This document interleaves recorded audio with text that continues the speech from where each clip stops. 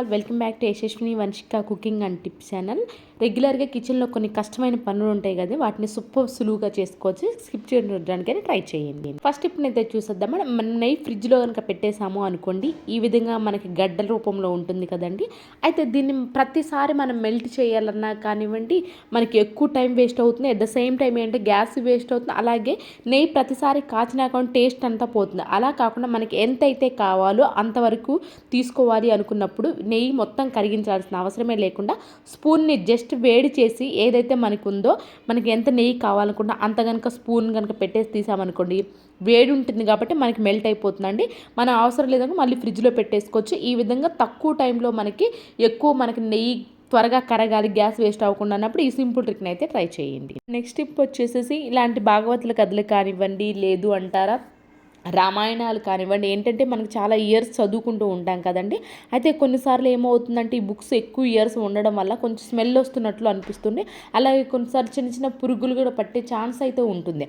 అలా అయినప్పుడు మనకి ఎక్స్పైరీ అయిపోయిన ట్యాబ్లెట్లు ఇంట్లో కనుక ఉన్నాయి అనుకోండి, దాన్ని పౌడర్లా చేసి కూడా వేసుకోవచ్చు అండి. లేదంటే నేను ఇక్కడ ఇలా సింపుల్గా పెట్టేస్తున్నాను, లేదు అంటారా పౌడర్లాగా చేసేసుకొని కొంచెం మనకి ఆ పురుగు పట్టే పేపర్లు అయితే తెలుస్తూ ఉంటాయి కదా, పేజెస్, ఆ పేజెస్ మనం పెట్టేసామనుకో మనకు పురుగు పట్టకుండా ఉంటుంది. అలాంటి స్మెల్ లేకుండా అయితే ఉంటుంది. అండ్ నెక్స్ట్ టిప్ వచ్చేసేసి, నెయిల్ కట్టర్కి ఏంటంటే ఈ విధంగా టేప్ వేసేసేసాం అనుకోండి, మనకు నెయిల్స్ ఎగిరిపోతూ ఉంటాయి కదండి కొన్నిసార్లు.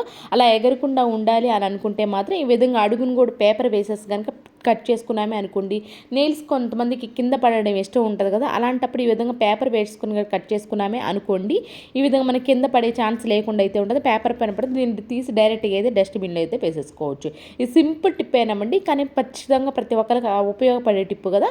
సో ఒకసారి మీకు యూస్ఫుల్గా అనిపించుంటే మాత్రం లైక్ చేయండి ఇలాంటి టిప్స్ కోసం. దానివల్ల నాకు మోటివేషన్గా ఉంటుంది, అట్ ద సేమ్ టైం వేరే వాళ్ళకి కూడా వీడియో రీచ్ అవుతుంది కాబట్టి ప్లీజ్ లైక్ చేసి సపోర్ట్ చేయండి. అండ్ నెక్స్ట్ టిప్ వచ్చేసి, కొన్నిసార్లు ఇలాంటి స్వెటర్ టైప్స్ టీషర్ట్స్ కనుక ఉన్నాయి అనుకోండి, వాష్ చేస్తే కొంది అంటే పైన కొంచెం ఊడుతున్నట్లు అనిపిస్తూ ఉంటుంది కదా ఆ పైన షర్ట్స్ అనేది. అలాంటప్పుడు రేజర్తో కానివ్వండి, లేదు అంట ఈ విధంగా మనకి స్క్రబ్బర్ ఉంటుంది కదా, గ్రీన్ స్క్రబ్బర్ కొత్తది ఏదైతే ఉందో వాడండి, అది తీసుకొచ్చి ఈ విధంగా కనుక టీషర్ట్ని ఈ విధంగా అన్నామనుకోండి, ఎక్స్ట్రా ఏదైతే ఉంటుందో అదంతా పైకి వచ్చేసిన నీట్గా కనిపిస్తుంది. అంటే లేదంటే ఏంటంటే టీషర్ట్ ఎప్పటిదోలాగా పాత దానిలాగా కొంచెం ఎత్తుగా పైన లేయర్ అంతా కూడా చూడడానికి కూడా ఇబ్బందిగా ఉంటుంది. అలాంటప్పుడు ఈ విధంగా గ్రీన్ స్క్రబ్బర్తో కనుక క్లీన్ చేసామని చాలా నీట్గా కొత్త దానిలాగైతే ఉంటుంది. అండ్ నెక్స్ట్ టిప్ వచ్చేసి, దోశ ప్యాన్ను ఎవ్రీ టైం కడిగేసాము అనుకోండి, మనకి ఏంటంటే దోశ ప్యాన్ త్వరగా పాడైపోయే ఛాన్స్ అయితే ఉంటుందని, అలా మనం కడుక్కోకుండానే నీట్గా మనకి దోశ కానివ్వండి నీట్గా రావాలి, అతుక్కోకుండా రావాలి అనుకున్నప్పుడు ఒకసారి టిష్యూ పేపర్ని, నిన్నటిదేనండి ఇది, నేను వాడింది ఈ రోజు కూడా దోశ ప్యాన్ అదే పెట్టాను, కానీ కడగలేదు, నైట్ ఒక కవర్లో కనుక పెట్టేసుకున్నాము అనుకోని బొద్దింకులు పాకుండా ఉంటాయి. దీన్ని ఒకసారి మనం దోశ పైన డైరెక్ట్గా దోశ వేసే బదులు ఒకసారి టిష్యూ తోటి ఈ విధంగా క్లీన్ చేసామనుకోండి, నిన్నటిది ఏదైనా మురికి ఉన్నా కానివ్వండి మనకి పోతుంది. దోశ పైన కొంచెం కాస్ట్లీవి కొంటూ ఉంటాం కాబట్టి ప్రతిసారి మనం కడిగేసాము అనుకోండి, మనకి దోశ పైన త్వరగా పాడైపోయే ఛాన్స్ అయితే ఉంటుంది. సోపు కూడా అంటుకుపోయి త్వరగా అంటుకుపోతూ ఉంటుంది, అట్ ద సేమ్ టైం వైట్గా ఉంటుంది.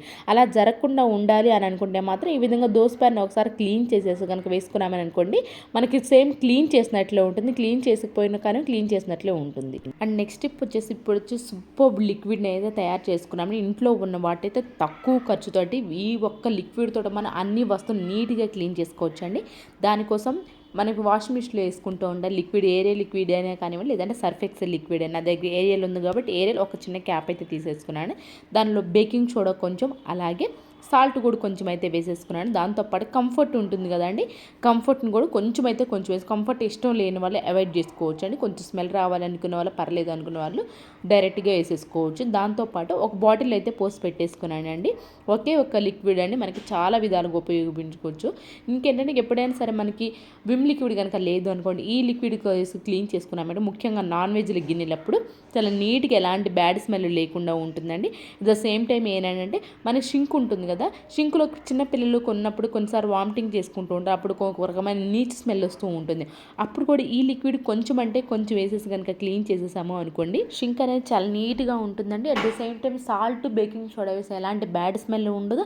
అలానే కొన్నిసార్లు ఏంటి అంటే బొద్దింకులు కూడా వస్తుంది, సాల్ట్ వేయడంలో బొద్దింకులు కూడా రాకుండా అయితే ఉంటాయి. అండ్ అలానే నెక్స్ట్ వచ్చేసి, షింక్లో కూడా మనం కిచెన్ షింక్లో కొన్నిసార్లు ప్రాన్స్ క్లీన్ చేస్తూ ఉంటాం కదా, నాన్ వెజ్ ఎప్పుడైనా క్లీన్ చేసినప్పుడు కూడా ఈ లిక్విడ్ కొంచెం వేసి క్లీన్ చేసుకుంటే చాలంటే ఎలాంటి ఎలాంటి బ్యాడ్ స్మెల్ లేకుండా అయితే ఉంటుంది. అలానే బాత్రూమ్ లోపల కూడా ఎప్పుడైనా సరే కొంచెం నీచు వాసన వస్తూ ఉంటుంది కదా, బాత్రూంలో బ్యాడ్ స్మెల్ వస్తూ ఉంటుంది కదా, అలాంటప్పుడు ఈ లిక్విడ్ తయారు చేసుకున్న దాన్ని వేసేసి ఒక నైట్ మొత్తం వదిలేసేసేయండి. నైట్ ఎవరు వెళ్ళకూడదండి వాష్రూమ్కి. నెక్స్ట్ డే కనుక మార్నింగే ఫస్ట్ కనుక క్లీన్ చేసామనుకోండి, ఎంత బ్యాడ్ స్మెల్ వస్తున్నా సరే కొన్నిసార్లు ఎంత నీట్గా క్లీన్ చేస్తే బ్యాడ్ స్మెల్ వస్తూ ఉన్నప్పుడు ఈ విధంగా మార్నింగ్ లేసి క్లీన్ చేసుకుని ఎలాంటి బ్యాడ్ స్మెల్ లేకుండా అయితే ఉంటుంది. నెక్స్ట్ స్టెప్ వచ్చేసేసి పెరుగు మనకి గిన్నె అంతా అయిపోయిన తర్వాత అడుగును కొంచెం పెరుగైతే మిగిలిపోతుంది. దీన్ని కూడా ఇప్పుడు రీయూజ్ ఎలా చేయాలో చూద్దామండి. దానిలో కొంచెం శనగపిండి ఉన్నప్పుడు శనగపిండి 1 స్పూను దానిలోనే పెరుగు లోపల, అలాగే బియ్యం పిండి ఉంటుంది కదండి, బియ్యం పిండిని కొంచెం వేసేసి కొంచెం వాటర్ వేసేసుకొని మన ఫేస్ ప్యాక్ అయితే తయారు చేసుకోవచ్చు అండి.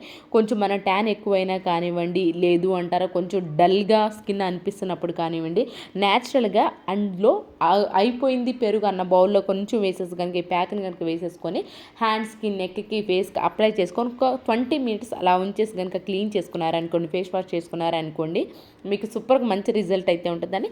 కొన్నిసార్లు స్కిన్ డల్గా అనిపించినప్పుడు, స్కిన్ గ్లోయింగ్ కావాలి, ట్యాన్ అవుతున్నప్పుడు మనం పార్లర్స్కి వెళ్ళి ప్యాక్లు వేయించుకుంటూ ఉంటాం కదండి. రూపాయి ఖర్చు లేకుండా ఇలాంటివి అయితే తయారు చేసుకొని వేసుకున్నారనుకోండి ఇంట్లోనే, రూపాయి ఖర్చు లేక మన స్కిన్ గ్లోయింగ్ అయితే ఉంటుంది. ఐ హోప్ ఇది కూడా నచ్చితే ఏది మీకు బాగా నచ్చింది అనేది కూడా కమెంట్ బాక్స్లో కమెంట్ చేయండి. అండ్ నెక్స్ట్ టిప్ వచ్చేసి ఆలు ఫ్రైని క్రిస్పీగా ఉండాలి, ఒకదానికి ఒక ముక్కకి అతుక్కోకుండా ఉండాలి అండ్ టేస్టీగా ఉండాలి అనుకున్నప్పుడు సింపుల్గా ఈ విధంగా తయారు చేసుకోండి. దానికోసం ఫస్ట్ వాటర్లో కట్ చేసి వేసేసేయండి ఆలుని, అంతా వాటర్ అంతా వంపేసేసేయండి. ఆ తర్వాత నేనైతే ఏం వేయనండి, తాలింపు గింజలు కొంతమంది ఆనియన్స్ వేసుకుంటారు, నేనైతే ఏం వేయకుండా డైరెక్ట్గా ఏ ఫ్రై అని నేను ఎలా చేస్తానండి. కొంచెం తక్కువ ఆయిల్ తోటి కొంచెమే వేసానండి ఆయిల్, అంతా స్ప్రెడ్ చేసేసాను. ఆ తర్వాత ఫస్టే మనం వేసిన వెంటనే అసలు కదపకూడదు. అట్ ద సేమ్ టైం ఏంటి అని అంటే మనం సాల్ట్ మనకి ఏ ఫ్రైలోకైనా కానివ్వండి కొంచెం సాల్ట్, పసుపు వెంటనే వేస్తూ ఉంటాం కదా, దీనిలో ఏంటంటే సాల్ట్, పసుపు త్వరగా వేయకుండా ఇలా వేసేసి బాగా ఇక లాస్ట్లో ఉంటుంది, అయిపోవచ్చింది ఒక 50 కాదండి 70% అయిపోయింది అన్నప్పుడు మాత్రం మీరు సాల్ట్, పసుపు కనుక వేసుకున్నారే అనుకోండి. అయితే కొంచెం తక్కువ క్వాంటిటీలో చేసుకుంటే మనకి క్రిస్పీగా పైన క్రిస్పీగా సాఫ్ట్గా ఉంటాయండి. కొంచెం ఎక్కువ క్వాంటిటీలో కనుక చేసుకున్నారని కొంచెం పెద్ద కడాయి ఉంటుంది కదా, పెద్ద కడాయితో తీసి చేసేసుకోవాలండి. 70% కుక్ అయిన తర్వాత నేనేం చేశానంటే కొంచెం పసుపు అలాగే సాల్ట్ అయితే వేసేసాను. ఎవరైనా సరే కానీ పోపు గింజలు అలాంటివి వేసుకోవాలి అనుకున్న వాళ్ళు ఏంటంటే ఫస్ట్ ఆయిల్లో వేసుకున్నప్పుడే వేసుకొని కనుక వేసేసుకున్నారండి. సేమ్ ఇదే ప్రాసెస్ అని నా వేయలేదు, ఇవి అంతే వేసేసాను అంతే. ఆల్మోస్ట్ అయిపోయింది చూసారా. తర్వాత సాంబార్ కారం అంటారు, ఏ ఫ్రైలోకైనా కానివ్వండి సాంబార్ కారం అనేది ఉంటుంది కదా, ఆ కారం కనుక వేసుకున్నారే అనుకోండి టేస్ట్ ఫ్రైకి చాలా ఇంక్రీజ్ అవుతుందండి. ఎవరికైనా యూస్ఫుల్గా అనిపిస్తే ట్రై చేయండి. అండ్ అలానే ఆ కారం స్టవ్ ఆఫ్ చేసిన తర్వాత మాత్రమే వేసేయాలండి, ఎందుకంటే మనం ఆల్మోస్ట్ అంతా ఫ్రై చేసి ఉంచుతాం కాబట్టి కారంలో ఆల్మోస్ట్ ఫ్రై అంతా అయిపోయిన తర్వాత వేసుకున్నాం టేస్ట్ సూపర్గా అయితే ఉంటుంది. అండ్ నెక్స్ట్ స్టెప్ వచ్చేసి ఇలాంటి కొంచెం మందపాటి కవర్స్ ఉంటాయి కదండి, వీటిని ఏంటంటే మన గ్యాస్ సిలిండర్స్ ఉంటాయి కదా, సిలిండర్ని అడుగును కనుక తీసుకెళ్ళాలి అనుకోండి మనకి ఏంటంటే ఇబ్బందిగా ఉంటుంది, వైట్ టైల్స్ మీద అంటుతూ ఉంటుంది. అలా జరగకుండా ఉండాలి. లేదంటే దీన్ని అడుక్కోడు వీల్స్ ఉన్న వాళ్ళు ఓకే, కానీ వీల్స్ లేని వాళ్ళు కొంచెం మందపాటి ప్లాస్టిక్ కవర్ కనుక పెట్టేసామను తీసుకొని వెళ్ళడానికి ఉంటుంది. అట్ ద సేమ్ టైం అడుగును మనకి వీల్స్ లేకపోయినా కానీ ఈ విధంగా మనకి ప్లాస్టిక్ కవర్ కానీ వేసేసామను అడుగు అనేది కింద టైల్స్ అనేవి మనకి ఇబ్బంది లేకుండా తుప్పు ఏదైతే తుప్పు పడకుండా అయితే ఉంటుంది. ఐ హోప్ ఈ టిప్ కూడా నచ్చిందని అనుకుంటాను. ఇవేనండి ఈరోజు ట్రిక్స్ యూస్ఫుల్గా అనిపించమంటే మాత్రం ఈ టిప్స్ అనేవి ఒకసారి ట్రై చేయండి. ఇది మీకు బాగా నచ్చింది అనేది కామెంట్ బాక్స్లో కమెంట్ చేయండి, లైక్ చేయండి, షేర్ చేయండి, సబ్స్క్రైబ్ చేసుకోవడం మాత్రం అస్సలు మర్చిపోకండి. రేపటి వీడియోలో మంచి టిప్స్ మళ్ళీ మీ ముందుకు వస్తాను. అంతవరకు మీ అందరైతే హ్యాపీగా ఉన్న హార్ట్ఫుల్గా అయితే కోరుకున్నాను. Thank you so much for ever watching.